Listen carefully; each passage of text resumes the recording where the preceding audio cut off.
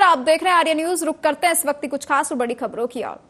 सांसद बनने के बाद केंद्रीय मंत्री ज्योतिरादित्य सिंधिया पहली बार शिवपुरी पहुंचे। उनके स्वागत में जगह जगह टेंट लगाए गए, जगह जगह लोगों ने सिंधिया का स्वागत किया, तो वहीं कुछ लोगों ने क्रेन की मदद से 50 फीट लंबी माला पहनाकर उनका स्वागत किया।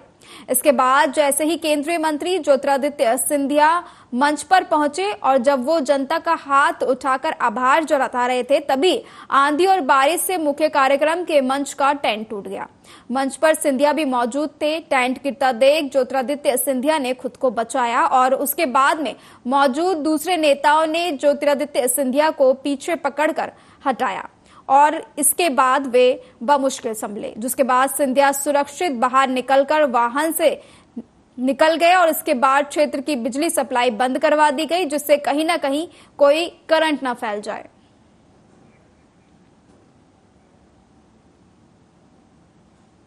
और डिंडोरी जिला मुख्यालय के समनापुर चौराहे में पुलिस अधीक्षक वाहिनी सिंह ने जरूरतमंद मोटरसाइकिल चालकों को हेलमेट बांटते हुए रोज हेलमेट लगाने का संदेश दिया। दरअसल पुलिस अधीक्षक वाहिनी सिंह ने यातायात को लेकर मोर्चा संभाला और मनमाफिक ढंग से मोटरसाइकिल और वाहन चला रहे लोगों को नियम के साथ वाहन चलाने की समझाइश दी। पुलिस अधीक्षक वाहिनी सिंह ने लापरवाह वाहन चालकों के खिलाफ कार्रवाई करने के निर्देश भी दिए। हाँ, ये एक छोटी सी पहल है। हेलमेट बहुत ज्यादा नहीं है हम लोगों के पास में, लेकिन जो हमको लगता है कि कोई ऐसा व्यक्ति है जिसको पास इतना पैसा नहीं होगा, बिना हेलमेट के घूम रहा है, तो उसको हम लोग हेलमेट दे रहे हैं। और ये मतलब एक तरह का है कि इससे थोड़ा लोगों में अवेयरनेस बढ़े। बाकी कार्रवाई तो हम लोग रोज ही करते हैं, बट कभी कभी ऐसा इस प्रकार के मोटिवेशनल भी पुलिस के द्वारा किया जाना चाहिए। और हमको शासन के भी निर्देश हैं कि गाय है, इसको मतलब गाय को लेके और ट्रैफिक को लेके, और जो गाय जो हाईवे पे बैठती है जिसमें एक्सीडेंट होता है, तो जो पशु है उसको भी काफी नुकसान हो जाता है और गाड़ी को भी नुकसान होता है। ये काफी ऐसी चीजें हैं, तो इनको लेके पुलिस को कार्रवाई अच्छी करने का निर्देश है। तो उसी दौरान हम लोग इसमें रेडियम लगा रहे हैं ताकि रात को यदि गाय कहीं बैठी है। और एमपी के शिवपुरी कलेक्टर रविंद्र चौधरी द्वारा अतिक्रमणकारियों पर कार्रवाई कर बेशकीमती शासकीय भूमि को संरक्षित करने के आदेश दिए गए थे।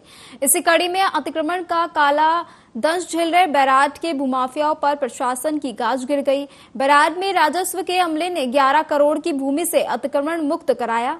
बताया जा रहा है कि अतिक्रमण हटाने के विरोध में अतिक्रमणकारियों ने पुलिस प्रशासन और टीम पर पथराव किया, जिससे अतिक्रमण हटाने गई टीम को भागना पड़ा।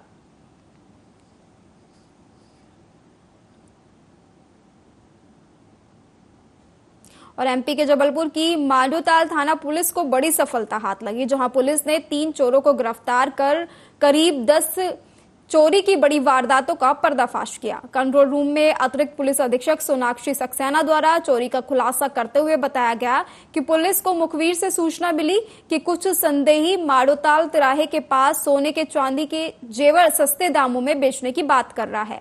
सूचना पर तत्काल पुलिस ने मौके पर दबिश देते हुए 3 युवकों को हिरासत में लेकर पूछताछ की और उनका नाम पता पूछा गया तो उन्होंने अपना नाम आकाश, केवट, राहुल, विनोद निवासी गुला चौक होना बताया। जिनकी तलाशी लिए जाने पर उनके पास से सोने चांदी के कुछ जेवर बरामद किए गए, जिसके संबंध में पूछताछ करने पर उन्होंने मकानों में चोरी करने की बात कबूली। जिन्हें मौके से गिरफ्तार करते हुए जब सघन पूछताछ की गई तो उन्होंने बताया कि मांडूताल और विजयनगर में वह दिन के समय रेकी कर सूने मकान को चिन्हित करते थे और रात में चोरी की घटना को अंजाम देते थे। वहीं आरोपियों ने करीब 10 नकाबजनी की वारदातों को अंजाम देने की बात भी कबूली है। वहीं आरोपियों की निशानदेही पर करीब 30 लाख रुपए के चुराए हुए सोने चांदी के जेवर जब्त कर आरोपियों के विरुद्ध विभिन्न धाराओं के तहत मामला दर्ज किया गया है। कुछ चोरी की नकबजनी की घटनाएं थाना क्षेत्र में हो रही थी, जिसके लिए थाना मांडूताल की टीम सतत लगी हुई थी। तो इसी के तारतम्य में सूचना आई थी कि कुछ ऐसे लोग हैं जिन्होंने कुछ घटनाएं की हैं, जो इसको बेचने की फिराक में या उसको कुछ करने के रेफरेंस में है।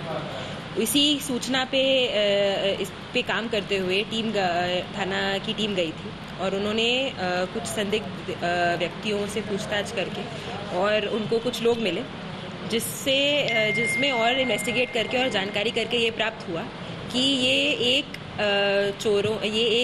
नकबजनी कार्य करने वालों लोगों का गैंग है जो सूने घरों में रेकी करके डिसाइड करके और फिर अलग अलग दिन पे अलग अलग जगह ये नकबजनी की घटनाएं कारित करते थे और सामान ले। और जम्मू कश्मीर के डोडा जिले के एक वन क्षेत्र में आतंकवादियों और सुरक्षा बलों के बीच मुठभेड़ हो गई। अधिकारियों ने बताया कि पहाड़ी जिले में 11 और 12 जून को हुए दोहरे आतंकवादी हमले के बाद पुलिस, सेना और केंद्रीय रिजर्व पुलिस बल सीआरपीएफ द्वारा गहन तलाशी और घेराबंदी अभियान चलाया जा रहा था। इसी तलाशी अभियान के दौरान गंदोहा क्षेत्र के बजाद गांव में गोलीबारी शुरू हुई। चत्तरगल्ला में एक संयुक्त जांच चौकी पर 11 जून को आतंकवादियों के हमले में 6 सुरक्षाकर्मी घायल हो गए थे, जबकि अगले दिन गंदोहा क्षेत्र के कोटा टॉप पर आतंकवादियों के साथ मुठभेड़ में एक पुलिसकर्मी घायल हो गया था। दोहरे आतंकवादी हमले के बाद से ही घाटी में सुरक्षा बलों ने आतंकवाद विरोधी अभियान तेज कर दिया है। उन 4 आतंकवादियों पर 5-5 लाख रुपए का नकद इनाम भी घोषित किया गया है, जिनके बारे में कहा जा रहा है कि वे घुसपैठ के बाद जिले में सक्रिय हैं।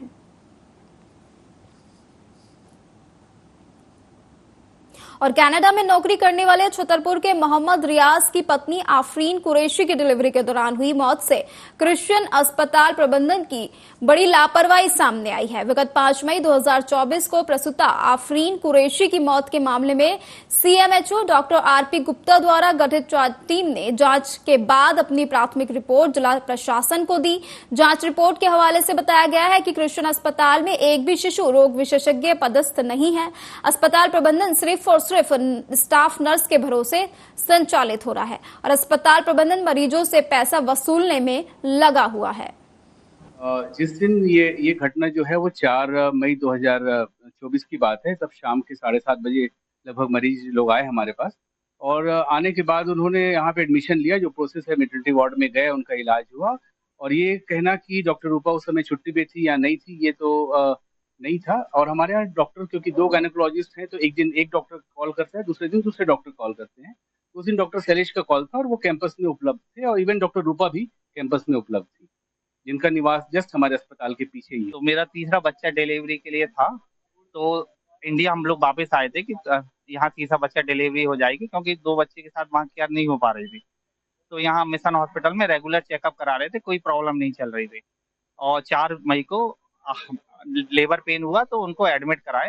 डॉक्टर ने कहा सिजेरियन होगा, क्योंकि 2 बच्चे तुम्हारे सिजेरियन है। उनको एडमिट कराए और हमने उस एडमिट कराने पर हमने देखा कि डॉक्टर शैलेश मसीह ऑपरेशन के टाइम पे बाहर घूम रहे हैं। तो हमने ऑब्जेक्शन उठाया कि आप कहाँ हैं, बाहर क्यों जा रहे हैं। तो वो जल्दी से ओपीडी से अंदर चले गए। और फिर बाद में क्या नोट करता हूँ कि थोड़ी देर में बच्चा पैदा हो गया और कुछ देर बाद 1 घंटे बाद ये लोग बोलते हैं कि आप इनको ब्लड चाहिए, ब्लीडिंग हो रही है। इस तरह से उन्होंने तीन ब्लड ब्लीडिंग के लिए 3 ब्लड यूनिट मंगाया और बाद में फिर से ऑपरेशन किया, एक और ऑपरेशन किया। और उसके बाद कह देते हैं कि हम आप इनकी बीपी लो होता जा रहा है, और उसको डेथ डिक्लेयर कर दिया। ना मुझसे पूछा, ना कुछ किया, ना मेरी फाइल वापस की, ना मुझसे पेमेंट लिया। और आप इनको बॉडी को सीधे मेरे घर के एड्रेस पे डिस्पैच कर दिया और मुझसे बोले आप सर घर चले जाइए, हैं आप इनकी बॉडी। क्रिश्चियन हॉस्पिटल में 4/5/2024 को एक महिला की डेथ हुई थी प्रसव के दौरान, और ये शिकायत मेरे संज्ञान में जब लाई गई तो उसकी हमने कमेटी का गठन किया, और कमेटी के गठन करने के बाद उसकी पूरी जांच कराई है। ये जांच पूरी हो गई है, मेरी कमेटी ने जांच को मुझे सौंप दी है। इस पर मैं इस जांच रिपोर्ट पे जल्दी से जल्दी अगर नेग्लिजेंस होगी तो कार्रवाई करूँगा। मुझे जिला प्रशासन से इसके बारे में डिस्कस मीटिंग करनी है। मीटिंग करने के बाद जब मैं तय कर लूँगा कि कितना गंभीर प्रकृति की लापरवाही है, उसके बाद में जो भी नियमानुसार कार्रवाई होगी मैं तत्काल करूँगा, और आप लोगों को बुला के आप लोगों को सूचित भी करूँगा कि मैंने ये काम किया। जांच कमेटी ने ये जांच प्रस्तुत की है आपके पास, तो उसमें कोई कमी पाई गई है? हाँ, उसमें कमी पाई गई है, लेकिन मैं इस पर जब तक विस्तृत चर्चा जिला प्रशासन से नहीं कर लूँगा, उसके बारे में उसमें कुछ लापरवाही पाई गई है कि कमेटी ने ऐसा मुझे कमेटी ने रिपोर्ट दी है, और उस पर मैं जब मीटिंग जिला प्रशासन से करने के बाद तो इस पर आपको जैसे ही जो कार्रवाई प्रस्तावित होगी। और अमरनाथ यात्रा की तैयारियों को लेकर एलजी मनोज सिन्हा ने बालटाल बेस कैंप का दौरा किया। उन्होंने आईजीपी के साथ उच्च स्तरीय बैठक कर व्यवस्थाओं का जायजा लिया। एलजी सिन्हा ने आगामी अमरनाथ यात्रा 2024 से पहले तीर्थयात्रियों के लिए सुरक्षा व्यवस्था और विभिन्न सुविधाओं का जायजा लेने के लिए पवित्र गुफा के मार्गों में एक गांदरबल ने बालटोल बेस कैंप का दौरा किया। एलजी सिन्हा ने एक्स हैंडल पर लिखा भी है कि आज गांदरबल जिले में श्री अमरनाथ जी यात्रा के बालटाल बेस कैंप का दौरा किया। पवित्र यात्रा के लिए सुरक्षा व्यवस्था और मार्ग और तीर्थयात्री शिविर में दवाइयां, ऑक्सीजन, पानी, भोजन, सफाई और दूरसंचार कनेक्टिविटी सहित कई सुविधाओं का जायजा लिया है।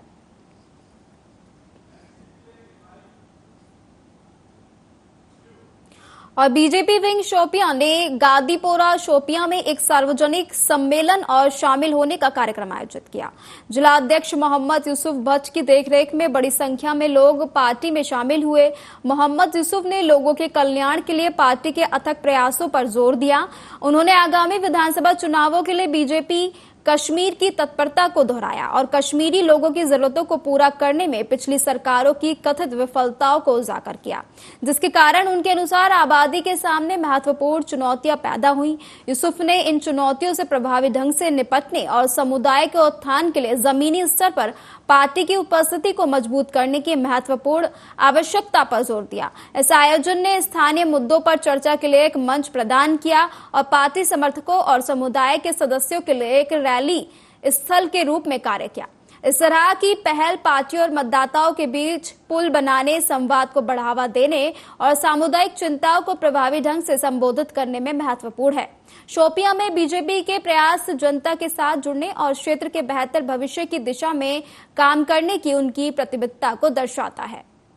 यूथ के लिए एक ही मैसेज है कि यहाँ पे नरेंद्र मोदी जी जो यूथ का मुस्तकबिल सोचते हैं, वो हमें बिल्कुल पूरा उम्मीद है अपनी गवर्नमेंट पे, अपने प्राइम मिनिस्टर साहब पे सारे मसले यहाँ पे हल हो जाएंगे अगर ये चाहिए। मेरा कोशिश यही है, मैं एक सिपाही हूँ पार्टी का, हमारा कोशिश ही है गरीब लोगों तक पहुँचे। कहाँ पे कौन सा मसला है, हम तैयार है 24 घंटे इनके लिए। और government girls higher secondary school Qazigund ने 10वीं और 12वीं कक्षा के टॉपर्स के लिए एक सम्मान समारोह का आयोजन किया और साथ ही वर्ष 2023 और 24 के 5वें संस्करण के लिए गर्व से अपनी वार्षिक स्कूल पत्रिका बाब एक कश्मीरी भी जारी की। समारोह पूर्वक विमोचन स्कूल परिसर में हुआ, जिसमें स्टाफ और छात्रों दोनों की उत्साहपूर्ण उपस्थिति देखी गई। कार्यक्रम की शुरुआत हमारे पैगंबर के सम्मान में कुरान की आयतों और कुछ छंदों के पाठ से हुई। कार्यक्रम के दौरान मुख्य अतिथि रहे तहसीलदार काजीगुंड खुर्शीद अहमद तांत्रे ने अपने विचार व्यक्त करते हुए छात्रों और कर्मचारियों के लिए कई क्षेत्रों में अपनी रचनात्मक व्यक्त करने के लिए एक मंच के रूप में पत्रिका के महत्व पर जोर दिया। तो आज का जो प्रोग्राम था, एक्चुअली हमारा जो एनुअल मैगजीन बाबी कश्मीर जिसका नाम है, वो आज हमें रिलीज़ करना था। तो साथ साथ जो रिसेंटली डिक्लेयर्ड रिजल्ट है 10th और 12th के, उनमें हमारे बच्चों ने 4 चांद लगाया। फर्स्ट पोजीशन 2-3 बच्चों को आई है और उसके अलावा जो बोर्ड पोजीशन है उसमें हमें 6th, 7th और 8th पोजीशन आई है। इसके अलावा हमें 12th में 56 स्टूडेंट्स हैं जिनको डिस्टिंक्शन आई है और 10th में लगभग 36 बच्चे ऐसे हैं जिनको। और पिपरिया अनुविभाग जनपद अध्यक्ष संध्या सिंगारे की छोटी बहन और बीजेपी के वरिष्ठ नेता दिलीप सिंगारे की पुत्री की विस्मय परिस्थिति में मौत की खबर से क्षेत्र में हड़कंप मच गया। स्टेशन रोड थाना पुलिस से मिली जानकारी के अनुसार घटना देर रात की बताई गई। परिजनों के साथ खाना खाकर बेटी अपने कमरे में सोने चली गई। सुबह जब उसे उठाया गया तो कोई हलचल न होने पर संदेह हुआ। ऐसी जानकारी परिजनों से मिली। थाना प्रभारी विजय संस ने बताया कि मृतका का परीक्षा परिणाम संतोषजनक नहीं आया था। शायद इसी वजह से उसने इस घटना को अंजाम दिया होगा। फिलहाल मौत का कारण जहरीली वस्तु खाना सामने आ रहा है। मृतका का शव शासकीय अस्पताल पहुंचाया गया। पोस्टमार्टम के बाद ही कुछ कहा जा सकता है। फिलहाल मामले में जांच जारी है।